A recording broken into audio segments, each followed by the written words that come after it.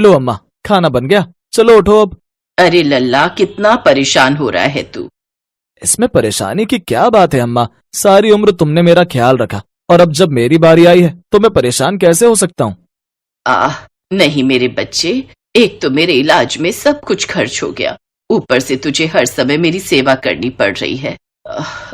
इससे अच्छा तो मैं बुढ़िया मर ही जाती। अम्मा खबरदार, जो फिर ऐसी बात की तो। और तुम्हें कुछ नहीं हुआ है, देखना थोड़े दिन में ही भली चंगी हो जाओगी पहले की तरह। अपनी अम्मा को पागल समझता है क्या? क्या मैं नहीं जानती कि मुझे लकवा मार गया है? अब सारी जिंदगी मैं ऐसे ही पड़ी रहूंगी, न किसी काम की न काज की। किसने कहा कि तुम किसी काम की नहीं हो, हैं? अरे दिन भर मुझे डांटेगा कौन, रात में जल्दी सोने को बोलेगा कौन, सुबह जल्दी उठने को बोलेगा कौन, और मैंने अच्छा खाना बनाया या नहीं बनाया ये कौन बताएगा? अच्छा वो सब छोड़ो, चलो अब खाना खा लो। क्या बनाया है तूने? तुमने दाल चावल सिखाए थे तो बस वही अच्छे से आता है। वैसे गलती तुम्हारी ही है अम्मा, कभी रसोई में कुछ करने ही नहीं दिया तुमने। वो तो शुक्र है कि एक बार जिद करके दाल चावल बनाने सीख लिए थे तुमसे। ये कहानी है रामू की, जिसके पिता एक फैक्ट्री में मजदूरी किया करते थे, पर कई साल पहले फैक्ट्री में ही वो एक हादसे का शिकार हो गए। रामू की माँ शरबती अनपढ़ थी, लेकिन वो चाहती थी कि रामू पढ़ लिख जाए, लेकिन होनी को तो कुछ और ही मंजूर था। उस हादसे ने रामू के सिर से बाप का साया और पढ़ाई लिखाई दोनों ही छीन ली। जब तक शरबती में जान थी तब तक वो दूसरों के घरों में बर्तन धोने का काम करती रही। फिर जैसे ही रामू समझदार हुआ तो उसने भी कचरा बिनना शुरू कर दिया, और फिर एक दिन शरबती को भी लकवा मार गया और उसने भी बिस्तर पकड़ लिया। सो अब सब कुछ रामू पर ही था। अच्छा अम्मा, जा रहा हूँ और तुम बिल्कुल चिंता मत करना। डॉक्टर ने कहा था कि जितना हो सके उतना आराम करना, और हाँ, कहीं जाने की कोशिश मत करना, ठीक है? अरे मैं तुम्हें समझा रहा हूँ और तुम मुझ पर हंस रही हो। अरे पगले, लकवा मारा है मुझे, हिल तो पाती नहीं हूँ, कहाँ जाऊंगी तू ही बता। ओ अम्मा, मैं क्या जानता नहीं तुम्हें? तुम लाख कोशिश करोगी चूल्हा जलाने और मेरे लिए खाना बनाने की। भगवान से प्रार्थना करो कि वो तुम्हें जल्दी से ठीक कर दे, फिर बनाती रहना खाना। और हाँ, अगर मेरे आने तक ठीक हो जाओ तो अब की बार मुझे कुछ और भी बनाना सिखा देना। पक गया हूं मैं दाल चावल खाते खाते। पगला कहीं का, अब मैं ही सब सिखाऊं? अरे ब्याह कर ले तो तेरी दुल्हन आकर सब सिखा देगी तुझे। हाँ, अपने खाने का तो ठिकाना नहीं और तुम कहती हो ब्याह कर लूं। अरे कौन करेगा मुझसे शादी? और दूसरी बात, अगर किसी पगली ने कर भी ली तो रखूंगा कहाँ, क्या खिलाऊंगा उसे, जरा बताओ। सब भगवान देखेगा, तू बस शादी कर ले बिटवा, बात मान ले मेरी। ऐसे ही वक्त बीतता गया और शरबती हर रोज रामू से शादी करने के लिए कहने लगी। फिर धीरे धीरे रामू को भी समझ आ गया कि उसकी माँ सही कह रही है। और फिर उसकी जिंदगी में आई गौरी। गौरी अपने माता पिता के साथ मजदूरी करती थी। दोनों परिवारों में बातचीत हुई और फिर एक मंदिर में रामू और गौरी की शादी हो गई। बारातियों के नाम पर रामू के साथ सिर्फ शरबती थी और गौरी के साथ उसके माता पिता। और फिर शादी के बाद, अरे वाह, कितनी प्यारी है रे तू गौरी। अम्मा पाँव लागू। खुश रह बहू, तुझे देखकर लगता है कि साक्षात लक्ष्मी आई है हमारे घर। लक्ष्मी और इस झोपड़ी में? क्या बात कही अम्मा तुमने। अरे देखना, मेरा दिल कहता है कि गौरी तेरा भाग बदल देगी, तू देख लेना। गौरी के आने से रामू और शरबती दोनों को वाकई बहुत आराम हो गया। अब शरबती के सारे काम गौरी देखने लगी और उसने आते ही रसोई का काम भी संभाल लिया। उधर रामू को अब 3 पेट पालने थे, इसीलिए वो और मेहनत करने लगा। लेकिन उसे सबसे ज्यादा खुशी इस बात की थी कि अब उसे रोज दाल चावल खाने नहीं पड़ते थे। और लो ना। बस कर गौरी, आज मैंने कितने दिन बाद आलू के पराठे खाए हैं। अगर एक और खा लिया तो फिर तो मैं यहीं ढेर हो जाऊंगा, काम करने कैसे जाऊंगा? अच्छा रामू, तू कह रहा था ना कि मंडी में तू कुछ काम देखने गया था, बात बनी कुछ? अरे हाँ, वो तो मैं बताना ही भूल गया। गौरी, मैं मंडी गया था और वहां एक आढ़त के पास मजदूरी का काम मिल गया है। दिन के 10 घंटे काम करना है। जो ट्रक आएंगे उनसे अनाज की बोरियां उतारनी है। मेरे जैसे कई और लोग भी काम करते हैं वहां। पूरे 6,000 रुपए दे रहा है लाला महीने के, और 2 छुट्टियां भी। ये तो बढ़िया है जी। देखा, मैंने कहा था ना कि गौरी लक्ष्मी बनकर आई है। हाँ बिल्कुल। हाँ अम्मा, मान गया, सही कहा था तुमने। ऐसे ही कई दिन बीत गए। अब रामू कचरा नहीं बिनता था बल्कि मेहनत मजदूरी करता था। और फिर एक दिन, गौरी, कहाँ हो? आ गया मैं। हैं?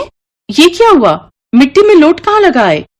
अरे वो आलूओं का बोरा उठाया था तो उसमें बहुत मिट्टी थी। अब नहाने का मन कर रहा है। ये कहकर गौरी रामू के लिए पानी लेने चली गई, लेकिन वो भूल गई कि रसोई में चूल्हा जल रहा था।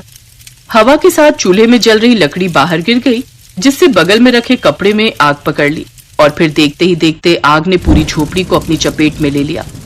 शरबती की चीख सुनकर रामू झोपड़ी की तरफ भागा, लेकिन पूरी झोपड़ी एक भट्टी की तरह जल रही थी। थोड़ी देर बाद जब गौरी लौटी तो उसने देखा कि शरबती झोपड़ी के बाहर जमीन पर पड़ी थी और उसका पति रामू आग में जल रहा था। गौरी ने फौरन पानी से भरी बाल्टी रामू पर फेंक दी, जिससे आग तो बुझ गई, लेकिन वो काफी हद तक झुलस गया। गौरी किसी तरह रामू को लेकर अस्पताल पहुंची और उसका इलाज कराया। फिर गौरी अपनी झोपड़ी पर लौटी तो उसकी सास शरबती झोपड़ी की हालत देखकर रोए जा रही थी। देख गौरी, कुछ नहीं बचा, न झोपड़ी, न बर्तन, न बिस्तर। हाय राम, ये क्या हो गया, क्या हो गया। धीरज रखो अम्मा, सब ठीक हो जाएगा।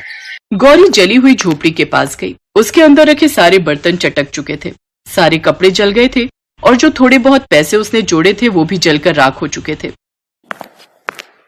तभी गौरी की नजर झोपड़ी के बाहर पड़े 4 बर्तनों पर पड़ी जो उसने धोने के लिए बाहर रखे थे, जो पूरी तरह सुरक्षित थे।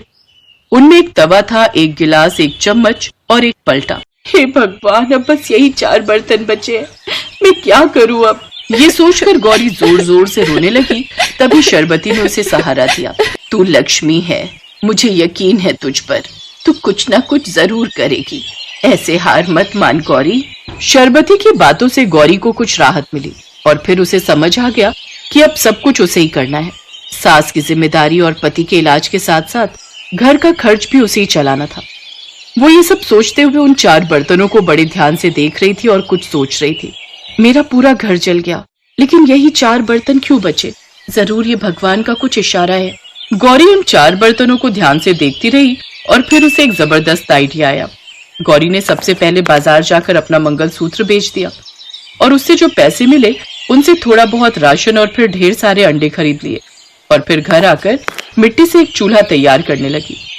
शरबती उसे ये सब करते हुए बड़े ध्यान से देख रही थी। फिर गौरी ने उन 4 बर्तनों को अच्छे से धोया और अपनी जली हुई झोपड़ी से थोड़ी दूर सड़क किनारे जाकर बैठ गई। उसने वहां अपना मिट्टी का चूल्हा रखा और सूखी घास से एक छप्पर खड़ा कर लिया। फिर कुछ देर के बाद सुनो, 2 अंडों का आमलेट बना दोगी? हाँ बाबूजी, बस 20 रुपए। हाँ, ये लो, पर बढ़िया बनाना। अभी बनाती हूँ बाबूजी। उन 4 बर्तनों में एक गिलास था जिसमें गौरी ने 2 अंडे फोड़े। नमक, प्याज, टमाटर और मिर्च डालकर उसने उन अंडों को अच्छे से फेंटा और फिर तवे पर डालकर ऑमलेट बनाया।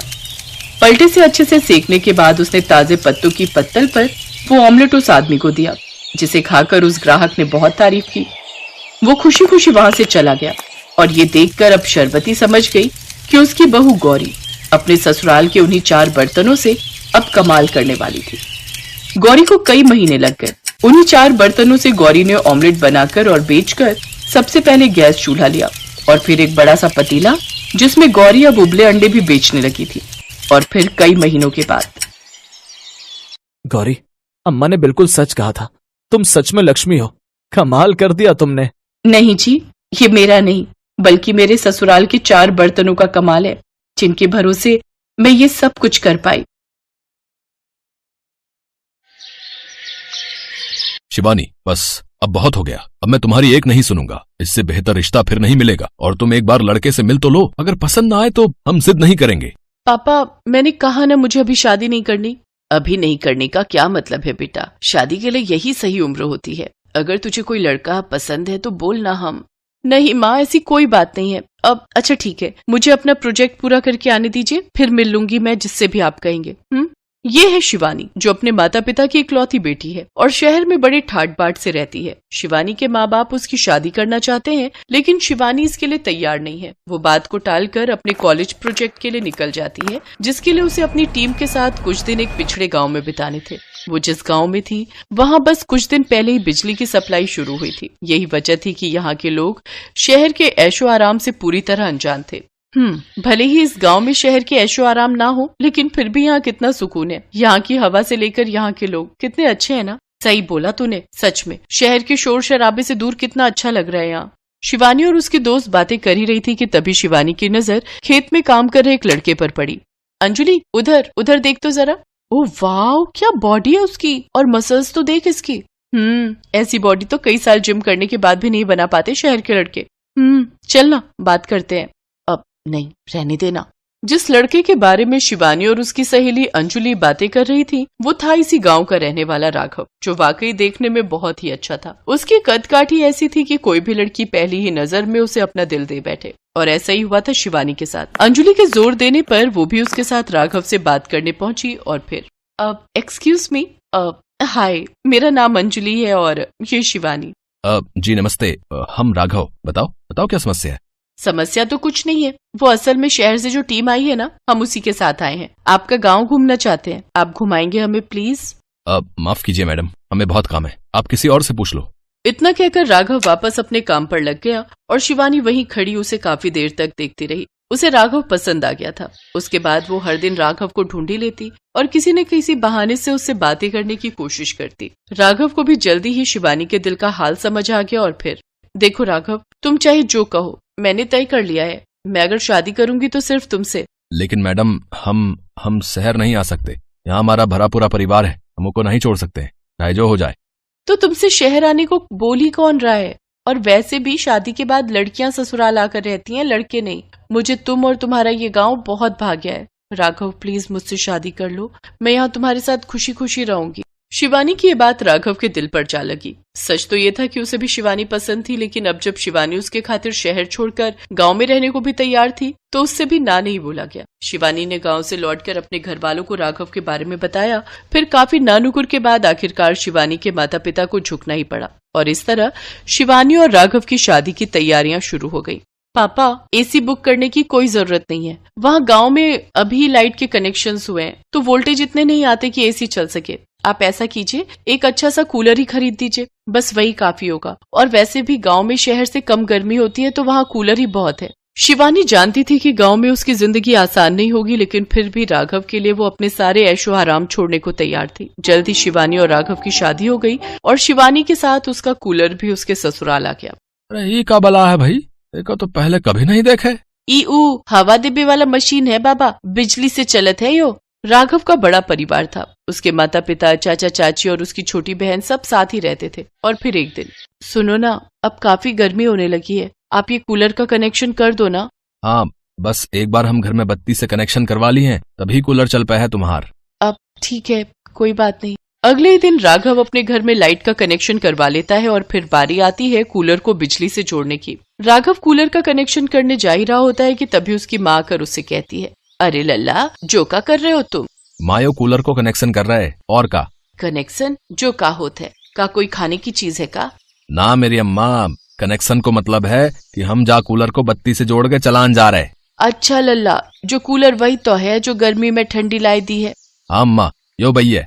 अरे अरे सबे लोग सुनो, हम आओ लल्ला, कूलर चलाने जा रहे हो, सब लोग आओ, जल्दी आओ रे। इसके बाद घर के सभी लोग घर के आंगन में आ जाते हैं और पास में शिवानी कूलर को लेकर सभी लोगों का उत्साह देखकर हंसे जा रही थी। सब लोग कूलर को ऐसे देख रहे थे जैसे कोई अजूबा देख लिया हो। कोई खुशी से नाच रहा था तो कोई टकटकी लगाए बस कूलर को ही देखे जा रहा था। राघव के माता पिता तो कूलर के आगे झुककर उसे प्रणाम भी करने लगे थे। कूलर महाराज, अब आप हमें चला के दिखाए दे, बड़ी कृपा होएगी। अरे बाबूजी, ये कोई इंसान या देवता नहीं है, ये तो बस एक मशीन है। अभी देखिए, बिजली से कनेक्शन होते ही ये चल पड़ेगा और फिर देगा इस गर्मी में ठंडी का एहसास। अरे भाभी, जो गर्मी में ठंडी ला दे वो देवता से कम थोड़े है। काय अम्मा, सही बोले ना हम? हाँ बेटी, तुमने बिल्कुल सही कही। और वैसे भी घर में कछु नया काम पूजा पाठ से ही होना चाहिए। जो तुम ऐसा करो, जाके आरती की थाली सजा लाओ।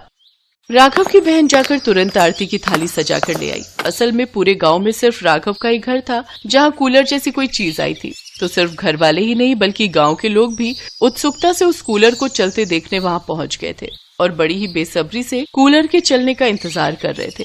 राघव की माँ ने बड़ी ही श्रद्धा से कूलर की पूजा की, उसकी आरती उतारी और फिर राघव जैसे ही कूलर के स्विच को ऑन करने के लिए आगे बढ़ा तो उसके पिता ने उसे रोकते हुए कहा, अरे थोड़ा रुक जा राघव, सब लोग आए के कूलर देवता के पाए छू लो भैया, उसके बाद ही ये चालू होएगो। इतना सुनकर वहां मौजूद सभी लोग बारी बारी से कूलर के पैर छूने के लिए आने लगते हैं और ये देखकर तो शिवानी की हंसी नहीं रुक रही थी, लेकिन किसी को बुरा न लगे इसके लिए वो सबसे मुंह छिपाकर हंस रही थी। फिर जब सभी लोगों ने कूलर को झुककर प्रणाम कर लिया तब जाकर आखिरकार राघव ने कूलर का प्लग लगाकर उसका स्विच ऑन किया, लेकिन ये क्या, कूलर तो चला ही नहीं है। जो का भयो, जो चल का नहीं रहो। हाय मोरे राम, जो तो बड़े अपसगुन हो गए हो। जरूर कूलर देवता हमसे नाराज हुई गए हैं। बताओ यहाँ कौन है जो कौन गलत काम करके आओ है, बताओ जल्दी। उसकी वजह से ही कूलर देवता नाराज भये हैं। अरे चाची जी ऐसा कुछ भी नहीं है, वो देखिए बस लाइट चली गई है इसीलिए कूलर नहीं चल रहा है। अच्छा तो अब हम क्या करिए बहू?